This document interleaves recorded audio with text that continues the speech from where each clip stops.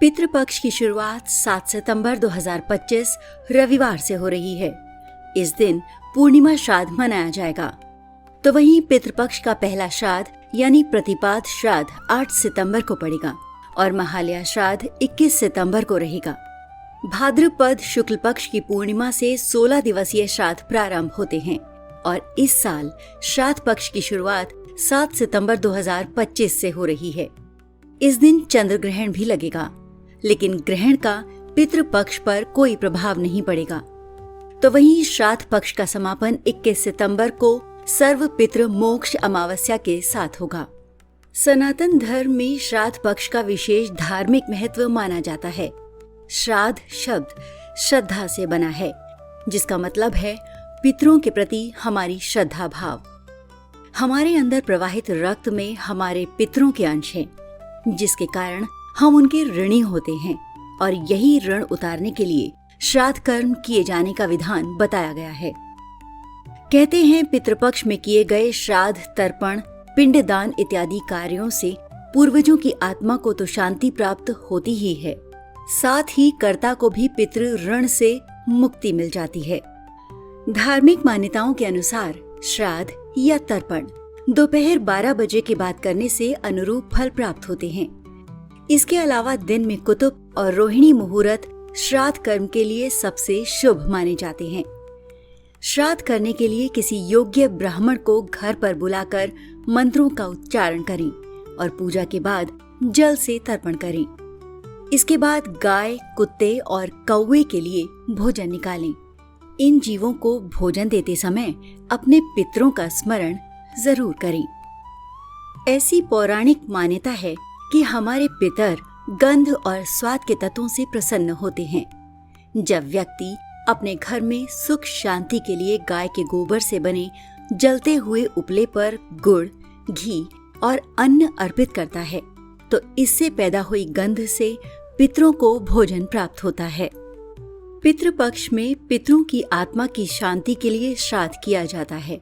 सबसे पहले पितर के देहांत की तिथि के अनुसार पितृपक्ष की तिथि चुनें। फिर श्राद्ध करने वाली तिथि पर सुबह स्नान कर स्वच्छ वस्त्र पहने। जहाँ श्राद्ध करना है वहाँ तिल, जौ, कुशा, गंगा जल, खीर, पूरी, दाल, चावल, मिठाई, फल और धूप दीप लेकर बैठें। दोपहर में दक्षिण दिशा की ओर मुख करके श्राद्ध शुरू करें। एक तांबे के पात्र में गंगा जल, तिल और जौ मिलाकर पितरों का नाम और गोत्र लेते हुए तर्पण करें। एक थाली में भोजन परोसकर पितरों को भोग लगाएं और गाय, कौवे और कुत्ते को भोजन खिलाएं। ओम पितृभ्यः नमः मंत्र का जाप करें। अंत में ब्राह्मण या जरूरतमंद को भोजन कराकर उन्हें दान की चीजें दें। पितरों को जल अर्पित करने को तर्पण कहते हैं। कुशालें और अपने दोनों हाथ जोड़ें। अब आपको अपने जिस पितर को जल अर्पित करना है उनका ध्यान करें। इस दौरान ओम आगच्छन्तु में पितर एवं ग्रहन्तु जलांजलित मंत्र का जाप करें।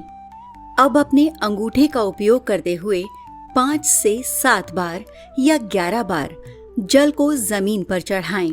मान्यता है कि अंगूठे से जल चढ़ाने से ही पितर संतुष्ट हो जाते हैं। पितृपक्ष के 16 दिन बेहद पवित्र और धार्मिक दृष्टि से महत्वपूर्ण माने जाते हैं, इसलिए इस दौरान नॉनवेज नहीं खाना चाहिए। श्राद्ध पक्ष में वो लोग बाल नहीं कटवा सकते जो अपने पूर्वजों का श्राद्ध कर्म करते हैं। पितरों की पूजा में चमड़े का सामान, तंबाकू, शराब, लोहे से बनी चीजें आदि वर्जित मानी जाती हैं। तामसिक भोजन भी पितृ पूजा में नहीं चढ़ाया जाना चाहिए। ऐसा करने से पितरों के निमित्त की गई पूजा सफल नहीं होती है। वास्तु के अनुसार पितरों की तस्वीर को उत्तर दिशा वाली दीवार पर लगाना चाहिए। पितरों का मुख उत्तर दिशा की ओर होना चाहिए, क्योंकि ये दिशा पितरों की कहलाती है। गलती से भी किचन, बेडरूम, पूजा घर में पितरों की तस्वीर स्थापित नहीं करनी चाहिए। अरिमा को पितरों का देवता माना जाता है। इन्हें पितृलोक में न्यायाधीश और राजा की उपाधि भी प्राप्त है। पितृपक्ष में पितरों के साथ ही इनकी पूजा करना भी बेहद शुभ माना गया है। पितृपक्ष में अर्यमा के निमित्त जल का दान करने से पारिवारिक समस्याएं दूर होती हैं।